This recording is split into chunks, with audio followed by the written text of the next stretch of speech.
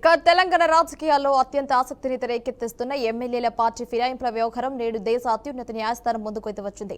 ఇక బీఆర్ఎస్ చెందిన 8 మంది ఎమ్మెల్యేలు అధికార కాంగ్రెస్ పార్టీలోకి మారిన అంశంపై అయితే ప్రతిపక్షాలు దాఖలు చేసిన పిటిషన్లు కూడా స్పీకర్ తీసుకున్న కీలక నిర్ణయంలో భాగంగా ఈ మొత్తం వ్యవహారంపై సుప్రీంకోర్టు అయితే విచారణ జరిపించింది. జస్టిస్ సంజయ్ కరోల్, జస్టిస్ అగస్టిన్ జార్జ్ మహీలతో కూడా కూడిన ధర్మాసనం ఈ కేసును విచారిస్తూ ప్రజాస్వామ్య వ్యవస్థలో అయితే ఫిరాయింపుల నిరోధక చట్టం స్ఫూర్తిని కాపాడాల్సిన అవసరాన్ని కూడా పరోక్షంగా గుర్తు చేసింది.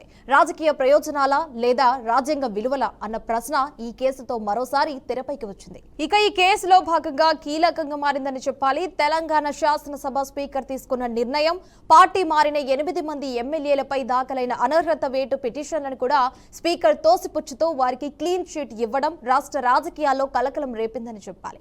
ఈ నిర్ణయం అయితే రాజ్యాంగ విరుద్ధమని కూడా ఆరోపిస్తూ బీజేపీ ఎమ్మెల్యే ఏలేటి మహేశ్వర్ రెడ్డి సుప్రీంకోర్టును కూడా ఆశ్రయించారు. ఫిరాయింపులకు పాల్పడిన ఎమ్మెల్యేలపై తక్షణమే కూడా చర్యలు తీసుకోవాలని, ముఖ్యంగా స్పీకర్ నిర్ణయాన్ని రద్దు చేయాలని కూడా తన పిటిషన్లో స్పష్టం చేశారు.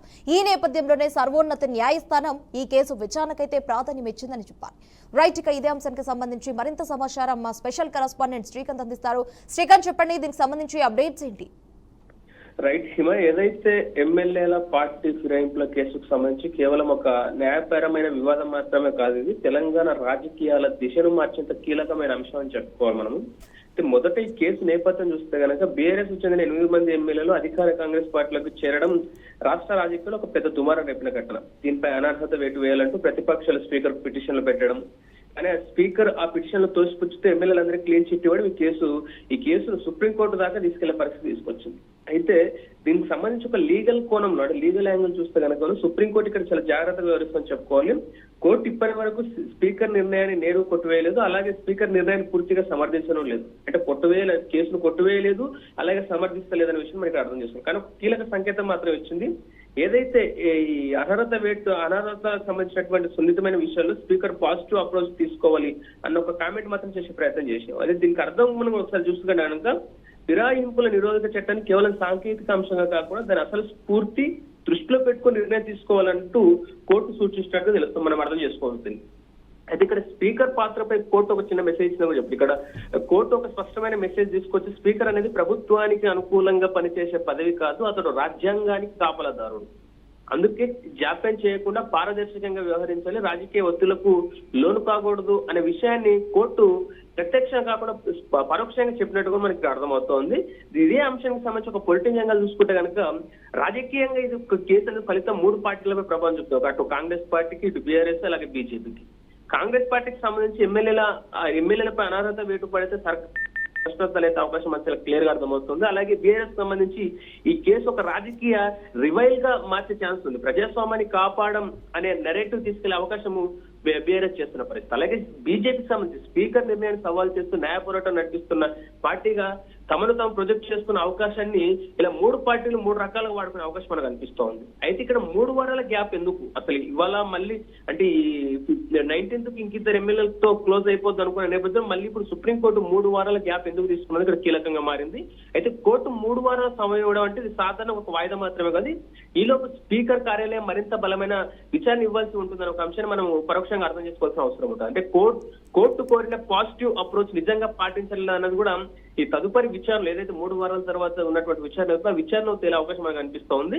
అయితే 2 అవకాశాలు ఇక్కడ, అంటే స్పీకర్ నిర్ణయాన్ని సుప్రీంకోర్టు సమర్థించే అవకాశం ఉంటుంది, లేకపోతే స్పీకర్ నిర్ణయాన్ని పునఃపరిశీలించామని లేదా టైం బౌండ్ నిర్ణయం తీసుకుని ఆదేశించే అవకాశం ఉంటుంది. ఇట్లా 2 రకాల అవకాశాలు ఉంటాయి మనకి ఈ కేసు సంబంధించినటువంటి. అయితే ఏదైనా జరిగిన అంటే ఈ కేసు సంబంధించి 2 ఏది జరిగినా కూడా ఈ కేసు తీర్పు తెలంగాణలో పార్టీ ఫిరాయింపులకు సంబంధించి ఒక కీలక న్యాయపరమైన దిశానిర్దేశం అవుతున్నామని ఎలాంటి సందేహం లేని విషయం కూడా మనకి చెప్పుకోవచ్చు. ఇది ఎమ్మెల్యేల భౌతివ్యం మాత్రమే కాదు, ప్రజాస్వామ్య విలువల పరీక్ష, ఫిరాయింపుల చట్టానికి నిజమైన పరీక్ష, స్పీకర్ వ్యవస్థ విశ్వసనీయతకు పరీక్ష అనే విషయాన్ని మనం ఈ కేసు ద్వారా అంటే ఇవాళ ఈ 3 వారాలు ప్రకటించినటువంటి ఏదైతే సుప్రీంకోర్టు ఇచ్చినటువంటి ఆదేశాల నేపథ్యంలో వాయిదా నేపథ్యంలో ఈ 3 అంశాలకు సంబంధించి కూడా ఎమ్మెల్యేల భవితవ్యం మాత్రమే కాదు ఇక్కడ ప్రజాస్వామ్య విలువలకు ఒక పరీక్ష అనే విషయం కూడా మనము దీనికి సంబంధించి ఈ కేసు ఏదైతుందో రాష్ట్రం మొత్తం కాదు దేశం మొత్తం కూడా దృష్టి దీనిపైన కేంద్రీకరించిన విషయాన్ని మనకి అర్థం చేసుకోవాల్సిన అవసరం ఉంటుంది. ఓవరాల్ గా చూసుకుంటే కనుక ఈ కేసుకు సంబంధించినటువంటి ఏదైతే ఈ 3 వారాల తర్వాత ఎలా ఉండబోతుంది అంటే సుప్రీంకోర్టు ఎలాంటి నిర్ణయం తీసుకోబోతుందో లేకపోతే ఇంకా మళ్ళీ ఏమైనా విచారణ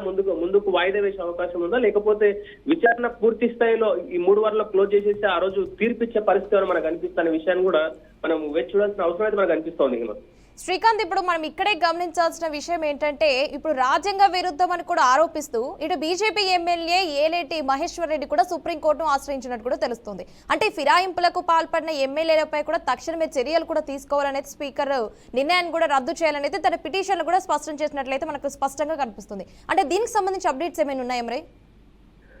ఇక్కడ దీనికి సంబంధించి అప్డేట్ కాదు మనం చూడాల్సింది. ఇక్కడ చాలా క్లియర్ గా ఆయన ఏం చేశాడంటే స్పీకర్ అనేది పారదర్శకంగా లేడు, అంటే ఈ అనర్థ పిటిషన్ సంబంధించి పారదర్శకంగా ఆయన విచారణ చేపట్టలేదు. ఆ విచారణ అనేది చాలా పారదర్శకంగా చేపట్టుంటే కనుక నిజాలు బయటకు వస్తే మరొకసారి పారదర్శకంగా ఆయన అంటే ఎలాంటి పొలిటికల్ వాటికి లోన్ కాకుండా పూర్తి స్థాయిలో నిబద్ధతతో పారదర్శకంగా అంటే ఎవరికి అన్యాయం చేయకుండా న్యాయమే చేసే విధంగా ఆయన విచారణ చేపడితే బాగుందన్న ఒక కోణంలో ఆయన చెప్పే ప్రయత్నం చేశారు. ఆ నేపథ్యంలో పిటిషన్ కూడా దాఖలు చేయడం జరిగింది.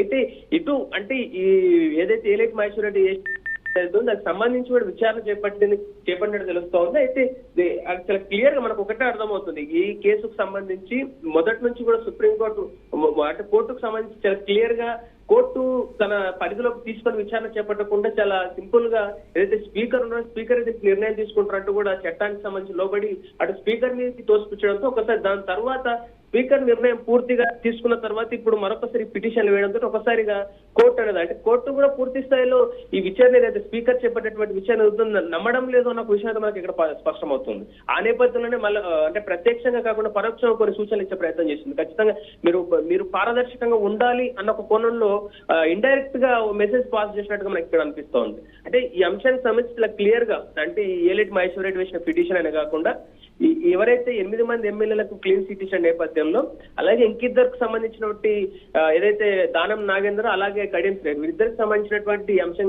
వీళ్ళిద్దరికి సంబంధించిన విచారణ కూడా ఈ నెల 19న ఉన్న నేపథ్యంలో ఈ విచారణ వాయిదా పడడంతో ఒకసారిగా దాని కూడా ఒక సందిగ్ధం నెలకొన్న పరిస్థితి. ఓవరాల్ గా చూసుకుంటానికి 3 వారాల తర్వాత చాలా క్లియర్ గా మనకు అర్థమవుతుంది అంటే ఒకటి ఈ అనార్హత పిటిషన్లకు సంబంధించి పూర్తి స్థాయిలో ఇదంతా ఏదైతే విచారణ స్పీకర్ చెప్పినట్టుగానే క్లీన్ చిట్ అలాగే కొనసాగుతుందా లేకపోతే ఫర్దర్ ఇంకా అప్పటి వరకు ఇంకా ఎలాంటి నిర్ణయాలు మారొచ్చు. ఇప్పుడు ఇది ఇంకొకటి ఇక్కడ జాగ్రత్త గుర్తు చేసుకోవాల్సిన అవసరం మున్సిపల్ ఎన్నికలు ఉన్న నేపథ్యంలో ఇదొకటి కొంత పార్టీలకు సంబంధించి కొంత ఇబ్బంది అనేది చెప్పుకోవాలి. సో ఈ నేపథ్యంలో ఇది రావడం అనేది కొంత ఏదైతే ఆ బీఆర్ఎస్ పార్టీకి సంబంధించిన బీఆర్ఎస్ పార్టీలోనే కొనసాగుతున్న ఒక ఏదైతే స్పీకర్ చెప్పినటువంటి నిర్ణయం ఏదైతే ఉందో దానికి సంబంధించి చూస్తే కనుక కొంత పొలిటికల్ గా పార్టీలకు ఇబ్బందులు కలిగే అవకాశం మనకు అనిపిస్తోంది.